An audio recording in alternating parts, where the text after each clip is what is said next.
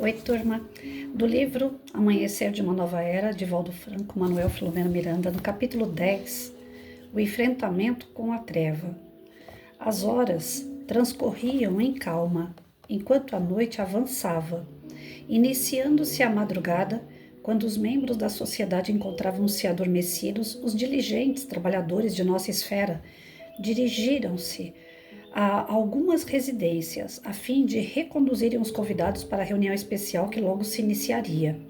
Além dos dois médiuns já conhecidos e dos dialogadores, o nosso irmão Anacleto, que fora o desencadeador do processo em grave curso, a pouco e pouco foram chegando os companheiros adormecidos, logo despertados, que passaram a tomar conhecimento do programa estabelecido para aquele momento. Às 2 horas, todos nos encontrávamos a postos qual ocorre em uma atividade normal, de natureza mediúnica em qualquer sociedade espírita, quando nosso mentor explicou-nos. Pensamos que, logo mais, deveremos ter entre nós o Rabino, Eliakim Ben Haddock, ora inteirado de todas as providências defensivas de nossa instituição. Sentindo-se agredido, logo surgirá à frente da nossa tropa, desafiando-nos a um enfrentamento mediante armas da maldade e da destruição a que está acostumado. Não terminara a frase e ouvimos uma voz estridente, que vinha de fora, aumentada por aparelho especial, convidando o nosso mentor a que saísse, a fim de enfrentar as consequências do seu ato de revide contra as forças de salvação da humanidade, conforme se denominavam ironicamente. A balbúrdia que nos chegava à audição era ensurdecedora. As vozes em desespero misturavam-se aos instrumentos tribais de que se utilizavam, incluindo o som continuado do chofar, qual ocorria nos combates de épocas recuadas que provocavam pânico nos adversários. A voz estrídula e com carregado acento hebraico repetia o convite, culminando com vitupérios e agressividade, destacando-se a palavra covardes, associada à mansuetude de Jesus. Ouvíamos toda a provocação e o benfeitor permanecia em paz, concentrado sem demonstrar qualquer reação. A sua coragem e a dos seus asseclas enunciava o desafiante. Somente se manifesta mediante a traição, a usança dos métodos bárbaros e infames da Santa Inquisição. Gargalhadas ofensivas estrugiam no ar e choviam apodos de toda parte, irradiando vibrações de compaixão que se desdiam além da sala na direção do ofensor. Dr. Bezerra mantinha-se aparentemente impassível ao desafio. Nesse comenos, a voz estentória anunciou: se o cordeiro não enfrenta o desafio, o lobo entra para devorar o rebanho. Houve um silêncio repentino, logo seguido de ordens e sons estranhos, semelhantes aos antigos carros de guerra avançando para combate. Pedindo que nos concentrássemos profundamente, o mentor ampliou-nos a capacidade da visão e podemos notar que um verdadeiro exército de seres esquisitos avançava em formação de luta. Mentalmente, nosso protetor sugeriu a Hermano que liberasse as defesas da entrada e, à medida que avançava a tropa ofensiva atrás, em um carro de construção ridícula, algo fantasmagórica e simultaneamente militar, estava o Rabino, cercado de alguns dos seus mais eminentes comandados. A sua estratégia consistia em fazer penetrar nas defesas um número expressivo de belicosos, após o que ele também e seus chefes se apresentariam com toda agressividade, como se ainda estivessem na terra, tal a alucinação que os tomava por inteiro. Vimos que o primeiro grupo adentrou-se pela sala de conferências, logo seguido do cortejo que conduzia o chefe. Nesse momento, Dr. Bezerra transmitiu ao diretor da instituição a ordem para que fosse fechado o acesso e reforçadas novamente as defesas, enquanto os canhões da torre de vigia disparavam dardos em quantidade, impondo recuo ao restante dos invasores. O importante era que o Rabino dessa vez estava dentro, das defesas da instituição com seus melhores combatentes. Notamos movimentação expressiva dos trabalhadores espirituais.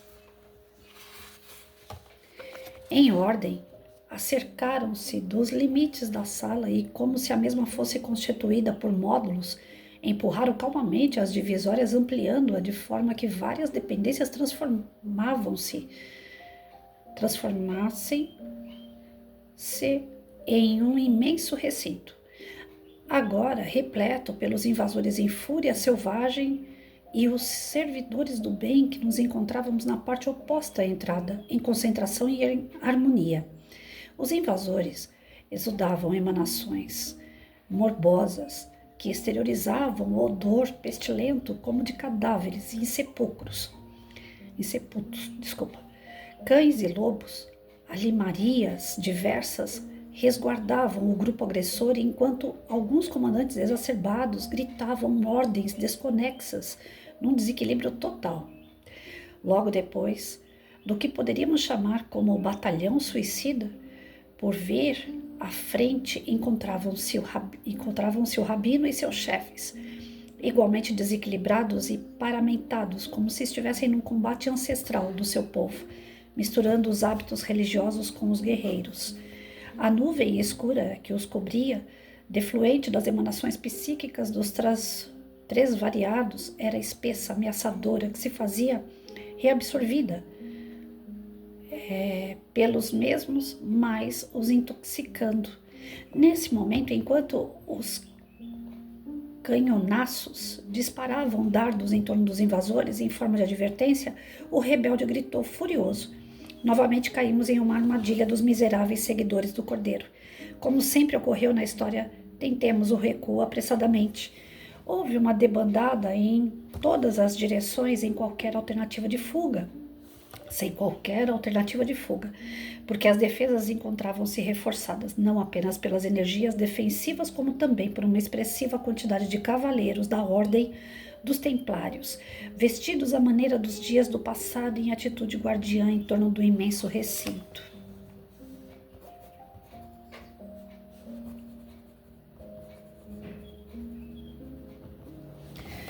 Emitindo vibrações de amor, ergueram as mãos e, num hino de louvor a Jesus Cristo, começaram a cantar uma exortação feita de compaixão e de misericórdia. Imediatamente começou a chover gotas luminosas de fluidos que caíam sobre os rebeldes e acalmavam todos pouco a pouco.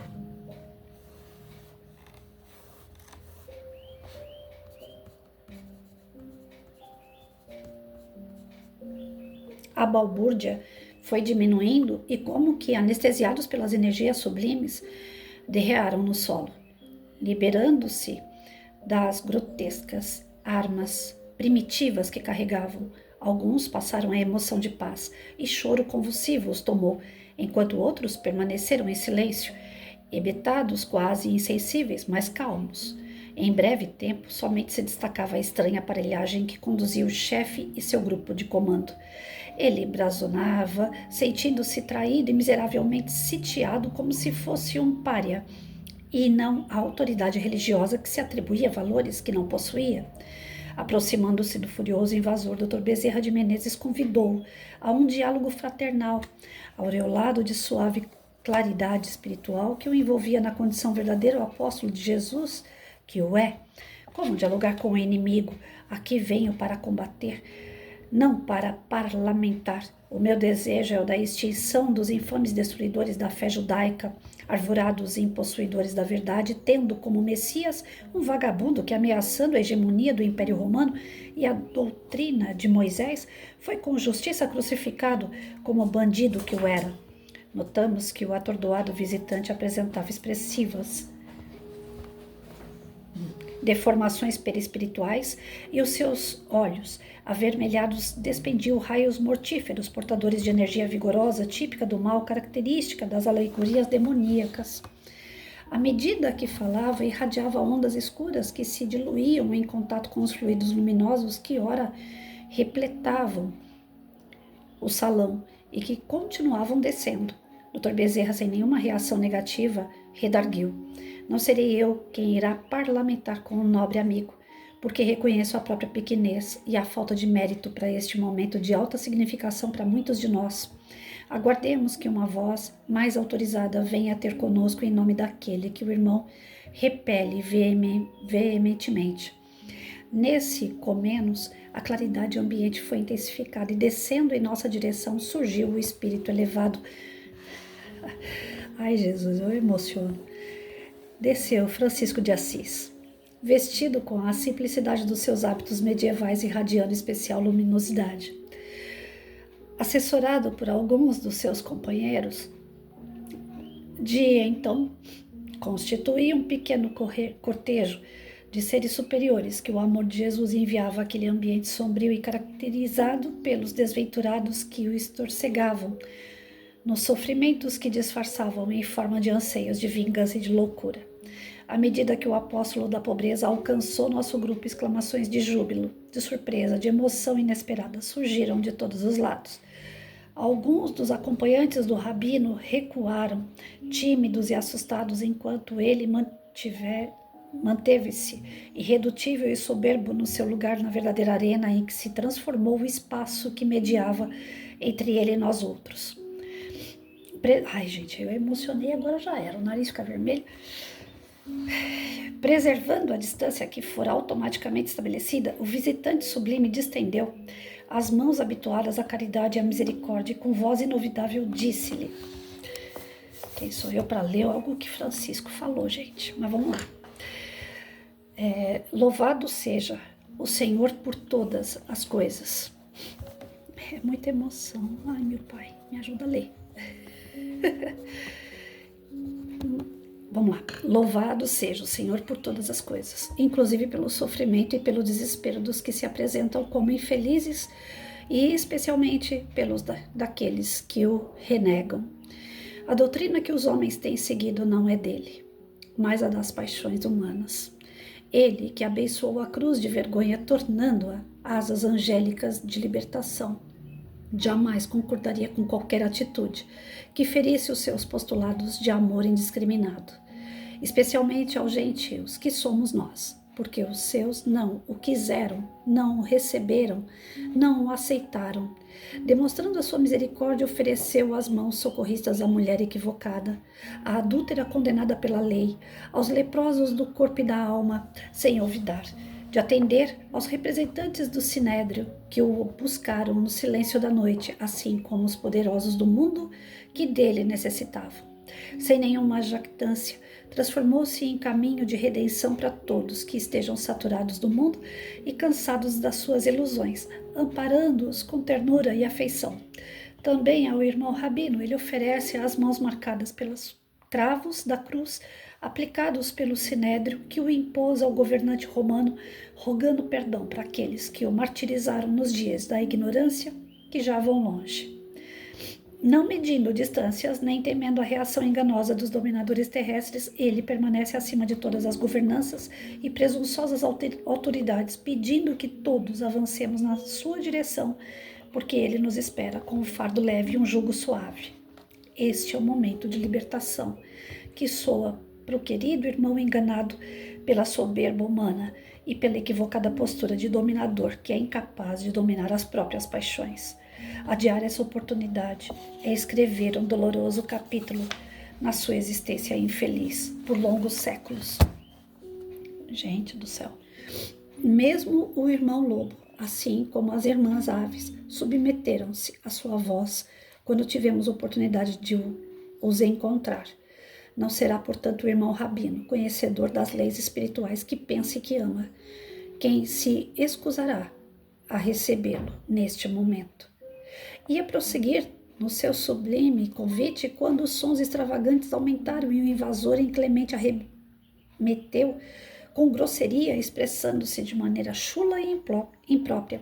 Tomado de compaixão sem nenhum ressentimento em relação ao agressor, o pobrezinho de Deus elucidou: posso compreender a sua dor, porque também nós um dia vimos-nos diante dessa alternativa, Deus ou o mundo. Nosso próprio genitor Denunciou-nos ao bispo da cidade como dementado, filho rebelde e extravagante que somente lhe proporcionava prejuízos porque optara pelos infelizes. Naquele momento decisivo, como num relâmpago, podemos ver Jesus perguntando: quem é meu pai, minha mãe, quem são meus irmãos, senão aqueles que fazem a vontade de Deus, e decidimos ser seu irmão menor. Renunciamos ao Fausto, ao apoio paterno e despimos-nos de tudo que a ele pertencia, envolvendo-me em um manto retirado de uma lata de lixo. Tudo quanto é do mundo, no mundo fica, somente nos acompanhando o que é de Deus e dele procede. Não recalcitre, pois, contra o aguilhão, aferrando-se às atitudes perversas daqueles que o maltrataram, iludidos pelo mundo mentiroso, falsamente representantes de Jesus. O ouvinte explodiu num urro de desespero e ódio, retorcendo-se vitimado pelas dores morais e evocativas da fogueira que lhe consumira o corpo no já distante século XV. Nunca me esquecerei, trovejou, espumando de ira. Jamais perdoarei, mesmo que me venha consumir nas chamas eternas do inferno. Odeio esse desordeiro Jesus e os seus asseclas, havendo-me prometido no longo exílio espontâneo no Hades, onde me organizo com as forças da vingança a permanecer contra aqueles que o pretendem trazer de volta, pois que preferimos o mundo como é, com as suas malícias e crueldades, desassossegos e paixões pelo prazer. Não me venha, pois, com as suas lamúrias, falando-me de humildade e de desprendimento, que não entendo o que significam. O tempo tem-me sido grande amigo, permitindo-me trabalhar na manipulação das mentes de que me nutro e a muitos dos nossos companheiros sustentam, e que também se comprazem na inspiração que lhe transmitimos, ajudando-os a sair da penúria, do sofrimento, da desgraça que os desnorteiam. O Deus de Israel, poderoso e vingador, é o que tenho como modelo e que me determinou o comportamento que venho assumindo, a fim de submeter pela chibata e ferocidade os gentios miseráveis que desde a criação estarão apartados à sua eleição. Tomado de grande ternura, o nobre Francisco interveio.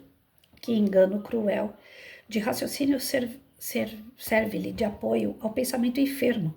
Como pode a terra tão rica de concessões e beleza neste universo de harmonia haver sido criada para a desgraça do ser mais elevado que o habita, que é o de natureza humana? Como pode a paternidade divina ser destrutiva, desde que a causa de tudo quanto existe? Será crível que a perfeição produza degeneração e o desar, que eleja pequeno grupo como sua prole e descarte toda a humanidade que o não conhece e não tem culpa da própria ignorância? O Pai que Jesus nos trouxe é todo amor e misericordioso, sendo que a rebeldia que procede da inteligência humana, ainda em fase de desenvolvimento, tem sido a geratriz do sofrimento que a fará entender o significado da vida e dos códigos soberanos do equilíbrio e da ordem. Apesar de opiniões diferentes, somos irmãos, procedemos do mesmo útero divino e avançamos para o encontro com a verdade, que nos tornará felizes. As palavras eram repassadas de uma ternura infinita e ecoavam na sala como uma especial melodia de amor, sensibilizando os ouvintes amolentados e aqueles outros excitados que se iam acalmando. As tubas haviam silenciado, ouvindo-se vez que outra o som terrível do chofar.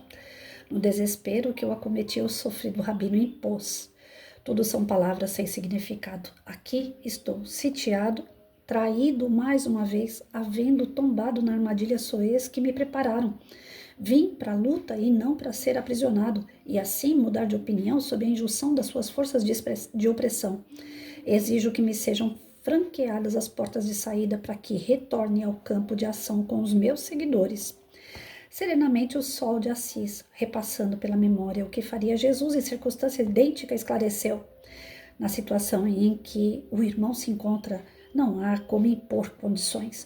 Ninguém o traiu ou sequer programou-lhe a armadilha, desde que foi você quem veio com as suas tropas ameaçadoras sitiando a casa do Senhor e ameaçando as vidas que aqui se reúnem para o festival de amor.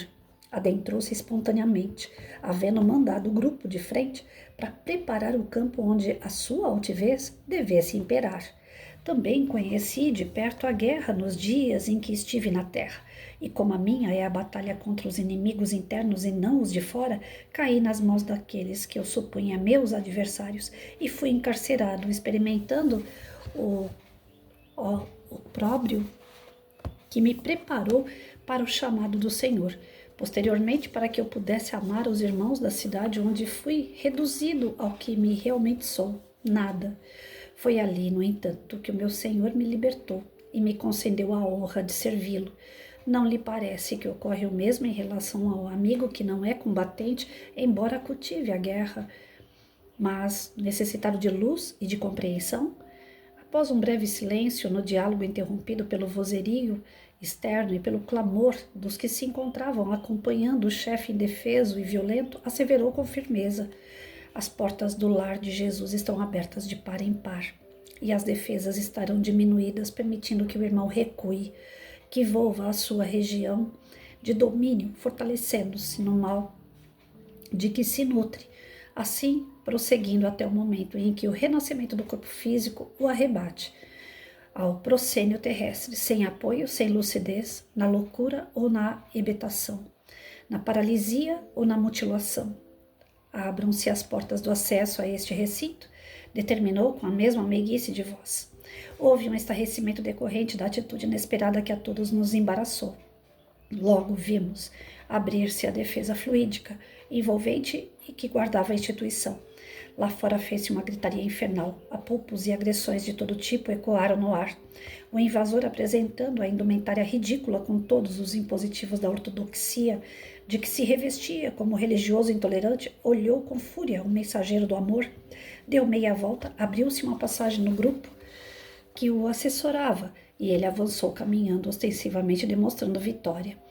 Antes, porém, de alcançar a aduana da porta, um cone de mirífica luz que descia do infinito envolveu o infeliz, que se sentiu estremecer, enquanto uma voz de incomparável beleza interrogou: para onde segues, meu filho? Que te fizeste a ti mesmo? Só há um caminho a seguir, que é o do amor. Simultaneamente condensou-se em forma humana belo espírito que avançou na sua direção, vindo do lado externo e distendeu os braços solicitando: ele é aqui, meu filho. Há quanto tempo nos separamos um do outro? Venho buscar-te, porque não há céu para mãe alguma cujo filho padeça nas labaredas da infelicidade. Não compliques mais o teu destino. Sou eu, tua mãe, Sara, que também foi martirizada contigo, mas perdoou aqueles que nos tentaram aniquilar sem o conseguir. O impetuoso rabino deteve-se deslumbrado ante o acontecimento espiritual incomum e, sem forças para resistir à energia que se desprendia da entidade maternal, caiu de joelhos, urrando de dor selvagem que o destroçava interiormente. Senhora, eu sou um desgraçado que Elohim esqueceu. Conseguiu informar em angústia inenarrável. Ninguém me ama e eu, Senhora, fiz do ódio o meu licor de preferência, embriagando-me cada vez mais e esperando a consumpção. Meu filho querido. A nobre senhora aproximou-se do doente e o envolveu em ternura indescritível, abraçando-o, ajoelhada ao seu lado, como somente as mães o sabem fazer. E eu não sei se eu vou conseguir ler. Ai, Jesus. O irmão... Tá difícil, gente. Tá dando um nozinho na garganta. O irmão, a alegria aproximou-se com lágrimas que lhe escorriam pela face e completou a ser inovidável, falando suavemente. Agora sim, começas a viver a liberdade plena. Aproveita. Essa é a resposta de Jesus aos teus clamores, demonstrando-te quanto te ama. Nesse, com menos, expressivo número daqueles que o acompanhavam, vendo a rendição do chefe, igualmente suplicou apoio e passou a ser atendido pelos cavaleiros templários, que também, como todos nós, tinham lágrimas da emoção de júbilo e de gratidão aos céus. Inesperada melodia de exaltação a Jesus passou a ser ouvida, cantada por vozes espirituais à distância, enquanto os obreiros da instituição, igualmente equipados de recursos, movimentavam-se em auxílio aos que rendiam ao amor. Dr. Bezerra e nós outros acompanhávamos aos acontecimentos tomados de profunda emoção. A vitória do bem é sempre uma lição de vida. Logo mais adormecido nos braços maternos, Eliakim Ben Sadoc foi transferido para um lugar especial, no local onde se realizavam as reuniões mediúnicas. A veneranda senhora agradeceu ao anjo de Assis, a todos nós, e antes de retornar à região que habita, orou: Senhor de Israel e de todas as nações, sede louvado sempre pela grandeza do vosso amor, pela misericórdia do vosso perdão, pela compaixão para com os vossos filhos transviados. Vossa grandeza não pode ser mensurada, nem compreendidas integralmente vossas leis de justiça, submetendo-se sempre em confiança absoluta aos vossos desígnios que nos conduzem à plenitude. Recebei por misericórdia e compaixão o Filho pródigo de retorno ao vosso seio. A todos nós que vos amamos, a perene gratidão. Era visível sua emoção. De imediato entrou no tubo de luz e diluiu-se ante aos nossos olhos orvalhados de pranto. Igualmente, o santo de Assis, depois de breves palavras de afeto e gratidão a Hermano e Dr. Bezerra de Menezes, acompanhado pelos seus irmãos devotados, retornou à esfera feliz de onde procedeu, deixando-nos dominados por inexcedível felicidade. O diretor Hermano, com voz embargada, acercou-se-nos e apenas moveu a cabeça em sinal de gratidão e de paz, enunciando uma oração de recolhimento e de alegria sem palavras. Olhamos o relógio na parede da sala que assinalava 3h30 do dia, caminhando para a luz.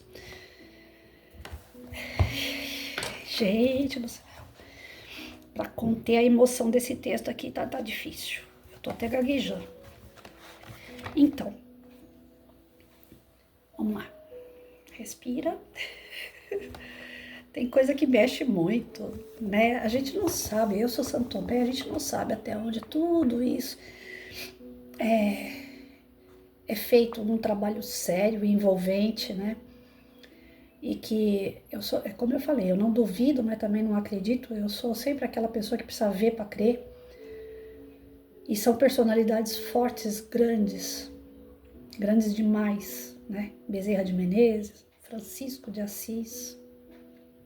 Quando se trata de Francisco de Assis, então eu não sei.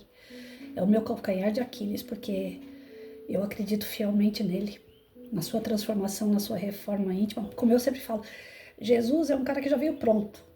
É um ser de luz, que toda a história que envolve Jesus, tudo que escreveram sobre Jesus, já é um homem pronto.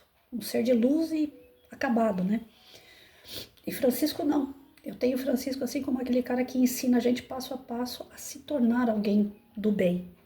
Ele veio de uma vida promíscua, de bebida, de guerra, de morte, de maldades, né? Aonde, quando ele foi tocado através da sua doença, que ele adquiriu na guerra, quando ele parou de ir para a guerra, parou de ir para a promiscuidade, que ele não tinha mais assunto com os amigos referente a essa vida desregrada, ele se isolou e encontrou de fato, né, o bálsamo de Jesus na vida dele. E dali em diante ele passou a realmente se envolver com aquilo que era de luz. E Francisco, ele mostra pra gente que não é algo assim da noite pro dia, é passo a passo. É uma transformação gradual, onde você vai se entregando aos poucos naquela luz envolvente do Cristo. E aqui a gente vê que esse Eliaquim, ele tem um ódio tremendo, porque ele se sente enganado diante das promessas do Cristo que ele não internalizou, ele não se transformou, ele não aceita Cristo porque ele acredita que as coisas deveriam ser feitas da noite para o dia e não foi. Então ele é um cara frustrado. E esse ódio que ele veio acumulando por séculos, vocês pensam o que é isso, gente? Você ter raiva de uma pessoa de um dia para o outro te faz tão mal. Não é? Cá para nós. Toda vez que alguém me fez um mal, que me deixou nervosa, poxa, é 12 horas ali remoendo aquilo dentro de mim, me fazendo um mal lascado. Imagina séculos você guardar ódio, raiva, aquela coisa assim de você se sentir traído, né? Esses sentimentos ruins, por um dia que seja, ele causa um dano tão grande. Imagina você carregar isso por séculos. E como convencer uma pessoa que está endurecida a tal ponto, que acha que ele é que vai transformar tudo isso, que ele é que vai mudar toda a situação, a sua arrogância, sua prepotência, sua ignorância, o grau de maldade que existe dentro desse ser. Aí vem, através dessa reunião mediúnica, Bezerra de Menezes, administrando essa reunião, né? Dentro dos encarnados lá, o Herculano. E aí, o Manuel fazendo parte dessa equipe, e todos os demais que foram chamados, né? Nessa reunião mediúnica, abrem as portas para que esse ser das trevas entre, todo petulante, achando que ele vai arrebentar tudo, e você vai ter que convencer por palavras, por vibrações, por energias, por fluidos, que ele está errado. Pensa, numa discussão com uma pessoa encarnada, de encarnado para encarnada, às vezes a gente não consegue argumentar. Nós não temos moral, nós não temos condições de mostrar para o outro, ó, tá aqui, você tá errado. Agora pensa um ser assim totalmente, né, enraizado no mal. Tentaram convencer ele na conversa ali, né, entre Bezerra de Menezes e ele, não deu certo, chamou Francisco de Assis. Poxa, olha o grau. Francisco de Assis sair do plano espiritual e vir em socorro num centro espírita, numa reunião mediúnica, para convencer um cara da treva, que está do lado espiritual, mas que não reconhece isso, que quer dominar o mundo. Sabe, fica parecendo aquelas histórias de desenho animado, de filme de ficção, de ação, né? Que tem sempre aquele anti-herói querendo ser o dono de tudo, querendo transformar as coisas do seu jeito. E na verdade não se trata de um filme de ficção, de ação, um desenho animado.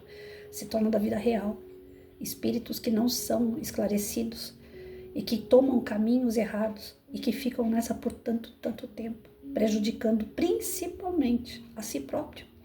Quando eles pensam que estão prejudicando pessoas, encarnados, desencarnados, escravizando aqueles que são cabeça mais mole, né?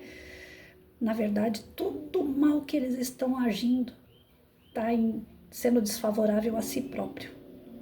Mas ainda assim, mesmo sendo terrível, lastimável a situação de um ser como esse, a espiritualidade tem o amor de tentar resgatar, de tentar dar oportunidade para esse ser se redimir, dar oportunidade para que ele possa mudar, se transformar, como todo e qualquer outro ser tem o direito e tem o merecimento de evoluir. Então, assim, nós quando uma pessoa pisa no pé da gente, a gente já fica enfurecido, a gente não quer perdoar, a gente não quer desculpar, foi de propósito, a gente já fica pensando assim que a pessoa fez aquilo de maldade. No nosso coração atrasado, nós não damos oportunidade para o outro, para ele reencontrar o caminho dele. Não, fez comigo, faz uma vez só, né? Não que a gente tenha que ficar ali sendo saco de pancada de ninguém, mas a gente faz esse saco, como a gente não quer ser um saco de pancada, a gente acaba dando pancada, né? E aí vem Francisco de Assis e tenta convencer ele através do exemplo de Cristo. Não deu certo, ele tentou através do exemplo dele próprio. Não deu certo, eles liberaram. Tá bom, o livre-arbítrio é seu, você não quer mudar, você não quer aproveitar essa oportunidade, então tá bom, então você pode sair, você não tá escravo de ninguém, você não tá preso. Você veio por conta própria, você veio para atingir e a gente abriu as portas para poder te esclarecer, mas já que você não quer, então pode ir. Só que aí deram a última cartada, chamaram a mãe dele. E engraçado que dependendo da mãe da pessoa, se chamar não dá resultado, né? Porque já são seres que também têm atritos e que fizeram um papel de pai, mãe, filho, tiveram uma família justamente para se ajustar e não por amor. E aí vem essa mulher, mãe, com aquela autoridade de um ser que ama, e não uma simples mãe, não era qualquer mãe que estava ali. Se colocar qualquer mãe diante de um filho que tem problema, não vai dar resultado. Mas a mãe verdadeira, aquela que ama de verdade o seu filho, essa estremece as portas do céu. Como o Chico Xavier dizia, né? A oração de uma mãe estremece a porta do céu. Ela arrebenta as portas do inferno para tirar o filho de lá. Então, assim, a mãe com amor é outra história, né, gente? Trouxe o Bezerra de Menezes, olha bem a história, não adiantou muita coisa. Trouxe Francisco de Assis, não adiantou muita coisa. Mas quando veio a mãe, com amor verdadeiro, de quem quer resgatar o seu filho, quem quer dar a oportunidade do seu filho sair daquele inferno, o cara se rendeu. Para vocês verem como é importante ser mãe, para vocês verem como é importante amar de verdade, né? É um texto e tanto. E aí, pelo que eu entendi, ele vai com a mãe, né? Ele vai aproveitar essa oportunidade, se Deus quiser.